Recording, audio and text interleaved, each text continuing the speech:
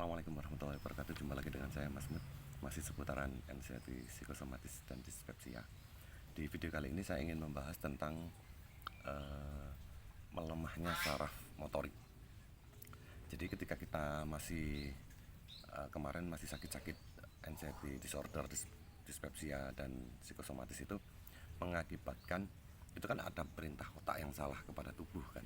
Jadi ketika kita cemas terus nggak berhenti-berhenti, itu karena perintah otak kan salah, karena kita otaknya yang sakit, jadi memerintahkan tubuh dengan perintah yang salah. Kita selalu cemas terus segala macam dan lain-lain. Itu mengakibatkan psikosomatis. Psikosomatis itu imbas dari hal tersebut. Keseringannya otak kita memerintah tubuh dengan salah itu tadi, itu tidak bisa sembuh dengan cepat. Ada banyak kasus ya, ada banyak hal yang teman-teman semua saya baca itu, mereka itu bilang ada yang gemetaran, ada yang keliengan, ada yang suka pusing, ada yang hidungnya tersumbat, ada banyak sekali. Jadi kebiasaan menurut saya ini ya, menurut saya, bukan menurut medis karena saya bukan dokter, menurut pengalaman pribadi saya, karena perintah otak itu terlalu sering kepada tubuh melakukan hal tersebut, itu akan jadi kebiasaan. Itu penyembuhannya itu butuh waktu, dan itu harus dilawan. Menurut saya psikosomatis itu juga harus dilawan. Contoh, saya pernah melawan keliengan, dan alhamdulillah keliengan saya sudah tidak begitu dahsyat. Sudah jarang sekali saya keliengan. Dengan cara apa? Saya sudah menemukan cara. Cara mengatasi keliengan adalah dengan jalan kaki. Kita memperbaiki motor keseimbangan kita.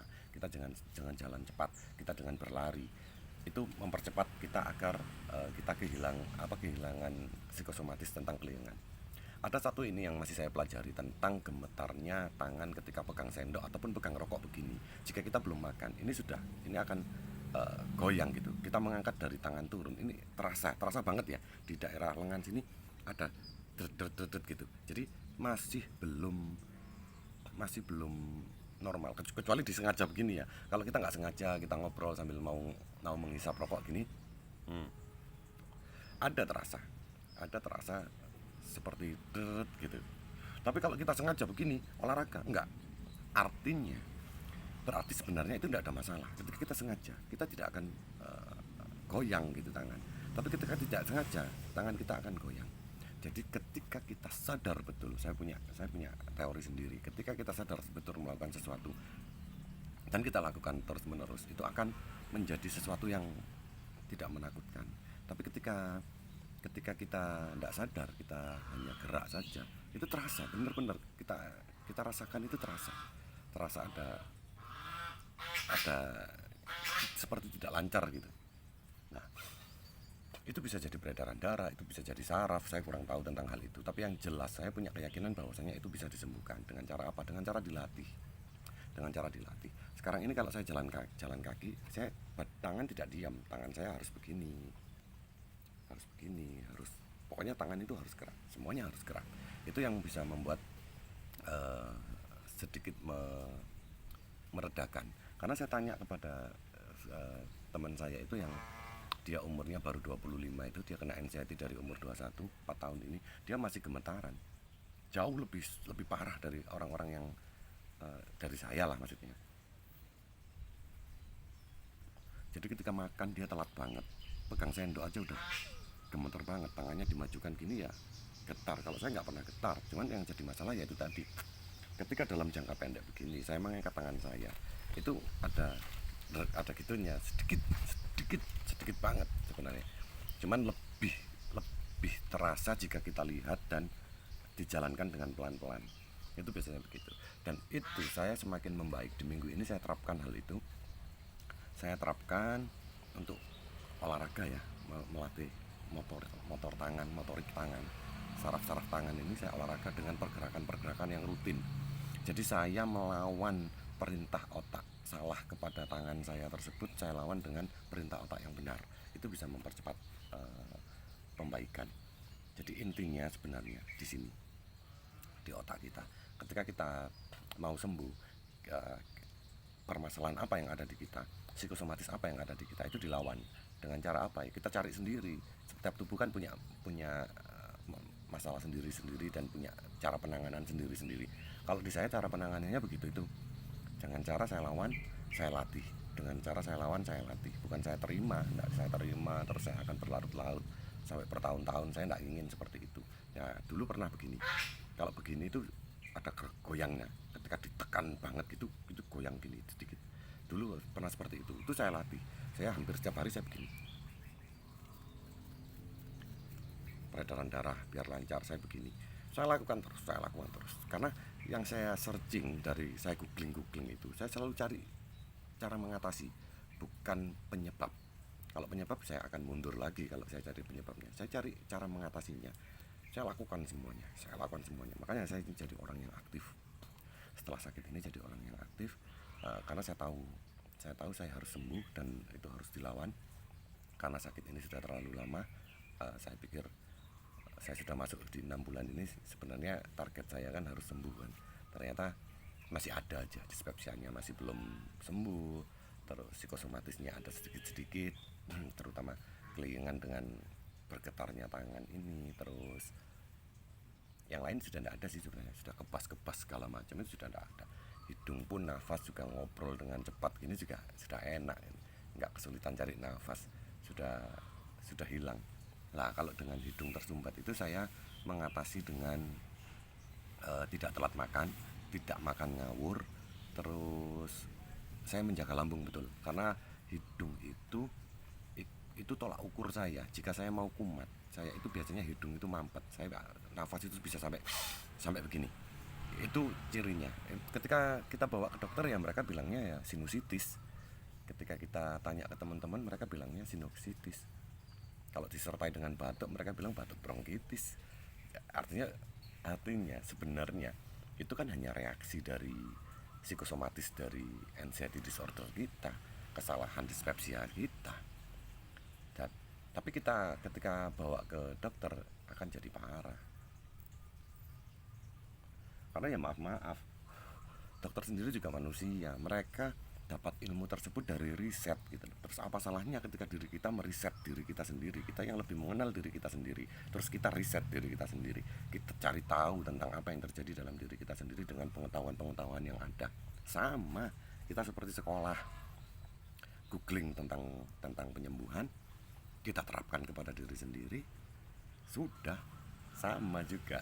Jadi ya saya pikir ya ketika kita ingin sembuh dengan cepat ya tadi kita harus paham betul, kita harus sadar betul bahwa kita sakit dan kita harus tahu cara menanganinya seperti apa, terus ditangani dengan apa saja. Karena bahkan dokter pun ada dokter itu memakai embel-embel psikosomatik belakangnya.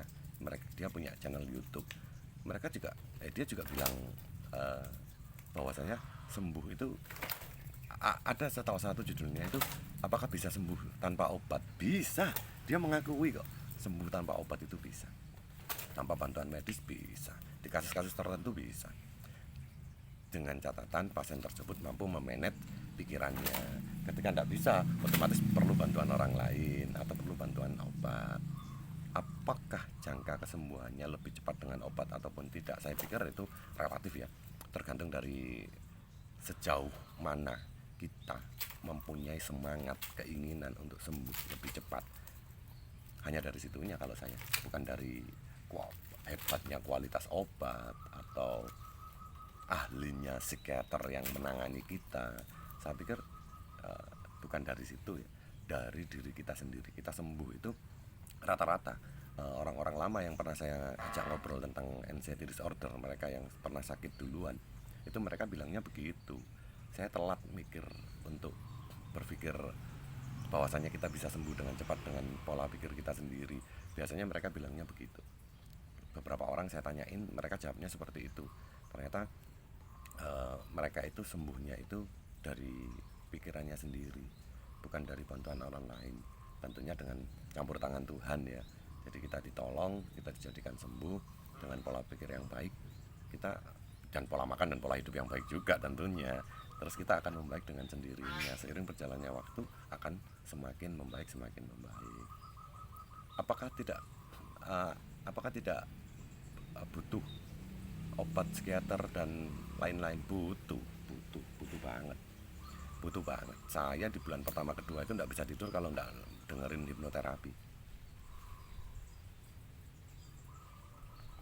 Saya masih bergantung sama 4 bulan pertama itu, saya masih bergantung dengan yang namanya omeprazol. Tapi kan kita tahu omeprazol itu apa, Promax itu apa, fungsinya seperti apa, buat gejala seperti apa. Kita kayak rata-rata kan teman-teman kan nggak mempelajari tentang hal itu. Nah, ini buat apa, ini buat apa, ini buat apa. Jika kita minum obat tidak tepat sasaran ya kita sama aja dengan bohong. Yang ada kita jadi ketergantungan dengan obat tersebut. Tapi ketika kita tahu fungsi obat tersebut dan kapan itu harus bisa diminum, akhirnya kita jauh lebih bisa membaik.